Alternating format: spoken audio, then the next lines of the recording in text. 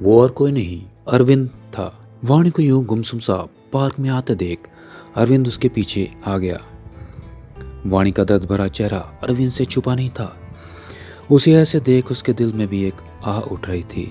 वाणी से आखिरी मुलाकात के बाद अरविंद को कुछ दिन बाद ही कहीं अर्जेंटली जाना पड़ा, जिसकी वजह से उसकी वाणी से मुलाकात नहीं हो पाई। उनकी दोस्ती भी कुछ ऐसी नहीं थी कि जिससे वो एक दूसरे से कांटेक्ट रख पाएं, मगर इस पूरे घटनाक्रम के दौरान अरविंद के जहन में सिर्फ वाणी ही छाई हुई थी और उसे देख वो अपने आप पर काबू नहीं कर पाया। अरविंद उसका ऐसा दर्द भरा चेहरा देख रोक नहीं पाया, इसलिए वो खुद के उमड़ रहे जज्बातों को काबू कर कुछ अलग अंदाज में वाणी के पास बैठकर उसे रुमाल देते हुए अचानक से कहता है, जी हाँ मैं। मुझे जानकर खुशी हुई कि आपने मुझे भुलाया नहीं। अरविंद की बात सुन वाणी अपनी आंखों के आंसू अपने साड़ी के पल्लू से ही साफ करते हुए मुंह बनाकर कहती है, आपको ऐसा क्यों लगता है कि मैं आपको भूल जाऊंगी? मेरी याददाश्त इतनी कमज़ोर नहीं है।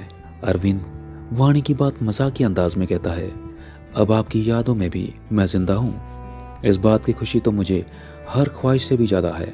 वाणी अरविंद की बात सुनकर उसे घूरते हुए कहती है, जहाँ तक मुझे याद है मैंने आपको सिर्फ दोस्ती का हक दिया है, मुझसे फ्लर्ट का नहीं।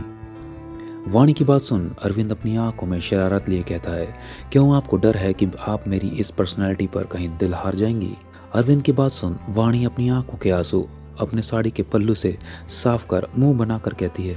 वाणी के सवाल पर अरविंद वैसे भी उसकी आंखों में खोए हुए अंदाज में कहता है कोई जिसकी आंखें उसके लफ्ज़ से ज़्यादा कह देती हैं, जिसकी आंखों में खामोशी भी है और शोर भी, ठहराव भी है और बेचैनी भी, दर्द भी और खुशी भी। अरविंद की बातें उसके कहने के लहजे जैसे वाणी को खुद पर लग रहा था, इसीलिए वो अपनी नजरें फिर कहती है, बिना नाम की है तुम्हारी ये कल्पना।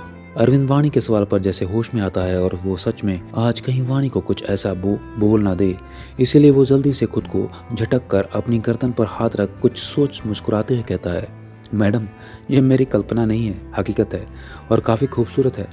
जिस दिन मौका मिला उस दिन ज़रूर मिलवाऊंगा। फिर उठते हुए वाणी को अपने साथ चलने का इशारा करते हुए बच्चों जैसी हरकतें करते हुए कहता है, और मैडम ऐसे बातों से ही पेट भरोगी? उस दिन कंपटीशन के नाम पर तुमने मुझसे ट्रीट ले ली थी, लेकिन आज मैं नहीं छोड़ने वाला।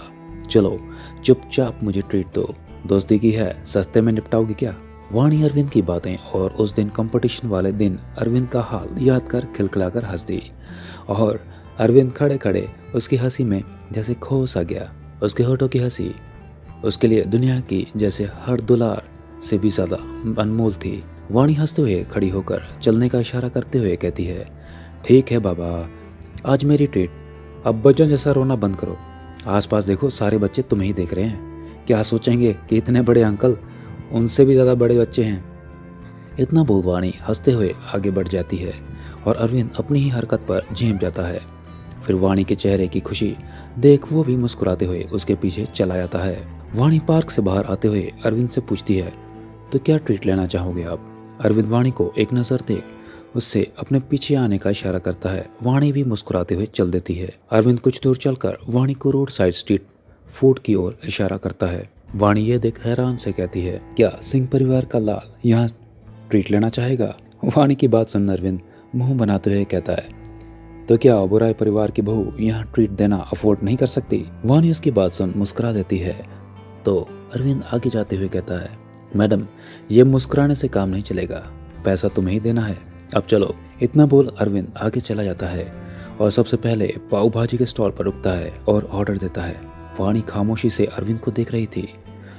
वो उसका इतना डाउन टू अर्थ नेचर देख काफ़ी इम्प्रेस थी, क्योंकि उसने कभी ये सोचा नहीं था कि इतने बड़े खानदान का बेटा उसके साथ ऐसे स्ट्रीट फूड खाने आएगा। पाव भाजी एक निवाला जाते ही वाणी को जैसे लगता है कि वो अपने पुराने वही प्यारे पल वापस से जी रही है। खाते वक्त उसके चेहरे पर जो खुशी थी वो अरविंद से छुपी नहीं थी। वो इतने कम वक्त में समझ गया था कि वाणी भले ही बड़े खानदान की बहू है, लेकिन उसे खुशी ये छोटी छोटी चीज़ों में ही मिलती है। इसीलिए अरविंद जानबूझकर वाणी का मूड ठीक करने उससे वहाँ लाया था। अरविंद और वाणी हंसी खुशी खाते और इधर उधर की बातें करते। अरविंद उससे अपनी बात पर मुस्कुराने के लिए मजबूर कर देता है। दोनों अच्छे से घुल मिल रहे थे और अलग अलग स्वाद का मजा लेते हैं। वाणी उन सारे पलों में अपने दर्द को जैसे भूल गई थी और बस उस पल को एंजॉय करने में लगी थी। तभी कोई चुपके से सिर्फ वाणी की तस्वीर खींचकर किसी को सेंड करते हुए मैसेज करता है, भाई वो मिल गई। वाणी इस बात से बेखबर अपने उस पल को जीने में लगी थी। अरविंद कुछ सोचते हुए वाणी से पूछता है, वाणी क्या मैं आपको घर छोड़ दूं? वाणी नाम में सिर हिलाते हुए कहती है, नहीं नहीं अरविंद, इसकी जरूरत नहीं है, ड्राइवर मेरा इंतजार कर रहा होगा। अरविंद वाणी को कार के पास छोड़ता है तो कार में बैठा विकास उसे देखकर एक पल को हैरान हो जाता है, क्योंकि वाणी गई अकेली थी और आ रही अरविंद के साथ थी। वाणी अरविंद एक दूसरे को बाय कहकर वाणी कार में बैठ जाती है। विकास भी एक नज़र अरविंद को घूर कर बैठ जाता है। उसके जहन में सिर्फ एक ही बात चल रही थी कि अगर उनके बॉस को पता चला कि मैडम किसी और आदमी के साथ थी तो वो कैसे रिएक्ट करेगा, क्योंकि लास्ट टाइम वाणी को मार्केट में किसी आदमी के साथ देख शौर्य का तो काफ़ी बुरा रिएक्शन था। यह सब सोच विकास चुप रहने में ही अपनी और वाणी की भलाई समझता है। विकास वाणी को घर छोड़कर वापस निकल गया। वाणी सबसे पहले सुरेश जी और प्रकाश जी से मिलती है। दोनों वाणी को देख काफ़ी खुश होते हैं, लेकिन शौर्य को उनके साथ न आता देख सुरेश जी को अपने पोते पर काफ़ी गुस्सा आता है, क्योंकि वाणी को चोट लगी थी और उसने इससे ऐसे बीच में वापस छोड़ फरार हो गया। आखिर उनके उस नालायक पोते को अपनी बीवी की परवाह करना कब आएगा। वाणी सबसे मिल वापस अपने कमरे में आ जाती है। कमरा खाली देख वो एक ठंडी आह भरती है। उसकी जिंदगी की तरह उसका कमरा भी बिल्कुल खाली था। कुछ देर में वाणी फ्रेश होकर बेड पर सो जाती है। वाणी की चोट ठीक तो नहीं हुई थी, लेकिन अब काफ़ी हल्की थी। कुछ पल में वाणी को नींद आ गई। फिर सुबह वाणी अपने वही रूटीन में बिजी हो गई, लेकिन उसके चेहरे पर हल्की उदासी के बादल थे जो सुरेश जी साफ देख पा रहे थे। 2 दिन बीत गए। शौर्य ने वहां जाने के बाद वाणी को एक कॉल तक नहीं किया था, जिस बात से वाणी काफ़ी उदास थी। सुरेश जी ये देख काफ़ी परेशान थे। उन्होंने गुस्से में अपना फ़ोन उठाया और शौर्य को एक मैसेज भेज दिया। फ़ोन बंद कर सो गए। वाणी अपने कमरे में बेड पर करवट बदल रही थी। उसकी आंखों में नींद कहीं गायब थी। दिल दिमाग में सिर्फ शौर्य छाया हुआ था। कुछ पल में वाणी का फ़ोन बजता है, जिसे सुन वाणी शॉक हो जाती है, क्योंकि रात के 2 बज रहे थे और इस वक्त किसी का कॉल वाणी ने एक्सपेक्ट नहीं किया था। वाणी झट से अपना फोन उठाकर चेक करती है तो उसमें शौर्य का नाम फ्लैश हो रहा था, जिसे पढ़कर वाणी का दिल जोरों से धड़कने लगा। उससे तो एक पल ये समझ नहीं आ रहा था कि वो क्या करे, फोन उठाए कि नहीं उठाए, और उठाए तो क्या कहे। इतनी उधेड़-बुन में फोन कट गया, जिससे वाणी को अब खुद पर गुस्सा आने लगा। आखिर उसकी ये बेचैनी और बेवकूफ़ी की वजह से शौर्य का फ़ोन कट गया और शायद शौर्य का ये आखिरी कॉल था। कुछ देर वो फ़ोन को ऐसे देखती रही और देखते देखते उसकी आंखों से आंसू बह गए। ना जाने क्यों शौर्य से जुड़ी हर चीज़ में उसके ये आंसू बाहर निकल आते हैं। वो मायूस होते हुए जैसे ही अपना फ़ोन रखने वाली थी कि उसका फ़ोन दोबारा बजता है और इस बार वाणी बिना एक भी पल गवाए झट से फ़ोन उठाकर अपने कान पर रख लेती है। शौर्य और वाणी कुछ पल यूं ही खामोशी में एक दूसरे को महसूस करते हैं। वाणी सिसकती आवाज में कहती है, हेलो। वाणी की आवाज में कुछ भारीपन सुन शौर्य फिक्र भरी आवाज में पूछता है, तुम ठीक तो हो? वाणी असमंजस में कहती है, मुझे क्या होना है, मैं बिल्कुल ठीक हूँ। शौर्य परेशानी भरे स्वर में कहता है, लेकिन तुम्हारी आवाज ऐसी क्यों आ रही है? वाणी ये सुन खुद के आंसू पोंछ खुद को रिलैक्स करते हुए बहाना बनाते हुए कहती है, नहीं वो सो रही थी ना, इसलिए। शौर्य वाणी की बात सुन एक नज़र अपने लैपटॉप पर देख गिल्टी भरी आवाज़ में कहता है, ओह सॉरी, वो मैं रियलाइज़ नहीं कर पाया कि अभी इंडिया में रात के 2 बज रहे हैं, सॉरी डिस्टर्ब किया, चलो तुम सो जाओ।